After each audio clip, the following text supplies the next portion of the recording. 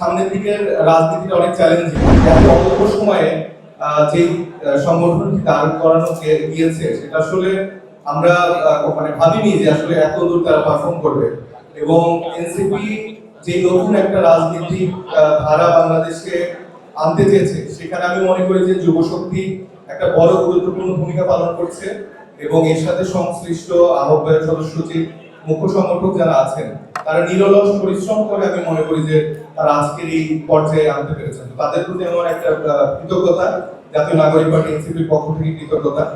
এবং আমি মনে করি যে বাংলাদেশের যে নতুন রাজনৈতিক বাস্তবতা সেখানে আসলে সামনের দিকের রাজনীতিটা অনেক চ্যালেঞ্জিং, কারণ এখন অনেক রকম ন্যারেটিভ আসবে, সোশ্যাল মিডিয়া থেকে শুরু করে মিডিয়া ন্যারেটিভ, সেগুলো ডিবাঙ্ক করা থেকে শুরু করে রাজপথেও আমাদের অনেক কাজ আছে। কারণ আমাদের যে চূড়ান্ত লক্ষ্য ছিল সেটা 5 তারিখের পরে কিন্তু আমরা ভেবেছিলাম হয়তো সফল হবে, কিন্তু এই সরকার বদল বা নতুন একটা নির্বাচিত সরকার আসার পরে আমরা কিন্তু দেখতে পাচ্ছি সেরকম গতিতে কিন্তু আমাদের বাংলাদেশ যাচ্ছে না।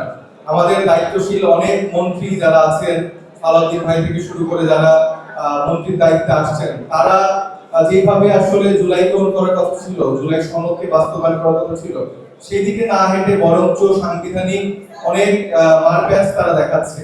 এবং যেই জুলাইয়ের জন্য আসলে এই আমাদের বিএনপি যারা নেতারা আছেন, যারা তারেক রহমান সাহেব থেকে আমাদের মাননীয় প্রধানমন্ত্রী হয়েছেন, ওনারা যে দেশে এসে রাজনীতি করার সুযোগটা ফিরে পেল, ওনারা যে নির্বাচিত হয়ে এখন সচিবালয় থেকে আরেকটা জায়গায় পায়ে হেঁটে যেতে পারছে এবং আপনারা ব্রেকিং নিউজ দিতে পারছেন, এটার মূল রিজন তো আসলে এই জুলাইয়ের যারা মানুষরা ছিলেন, যে শহীদরা ছিলেন, যে 1400 থেকে 1600 আমাদের শহীদদের রক্ত ঝরানো হয়েছে, তাদের রক্তের বিনিময়ে তো আমরা আজকে এখানে বেশি কথা বলতে পারছি, আমরা মুক্ত চিন্তা করতে পারছি, মুক্ত আলোচনা করতে পারছি।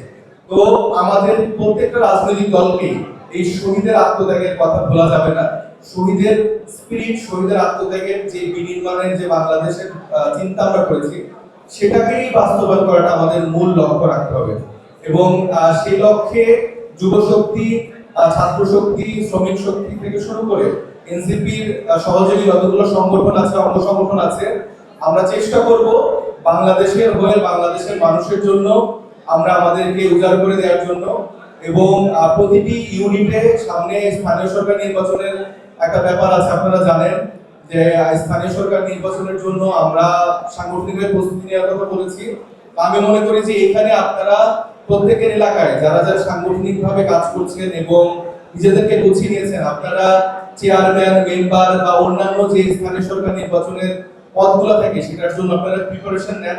আমরা মনে করি তরুণদের হাত ধরেই বাংলাদেশ আসলে নতুন করে বদলাতে পারবে।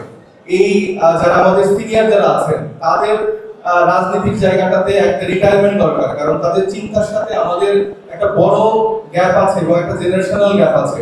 সেই গ্যাপটা আমরা সম্ভবত ভেবেছিলাম যে কিছুটা আমাদের মধ্যে গ্যাপ হবে বা কিছুটা মিটে যাবে, কিন্তু আমরা দেখতে পাচ্ছি সেই গ্যাপটা আসেনি।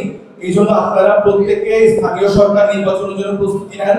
এবং আমি মনে করি যে যুবশক্তির থেকে, আপনাদের মধ্য থেকে অনেকেই আমাদের বাংলাদেশের নতুন প্রজন্মের প্রতিনিধিত্ব করবে এবং সত্যিকারের আমরা যে বাংলাদেশ 2.0 বা বিকল্পের কথা বলছি, সেই বিকল্পটা আপনারাই হয়ে উঠবেন।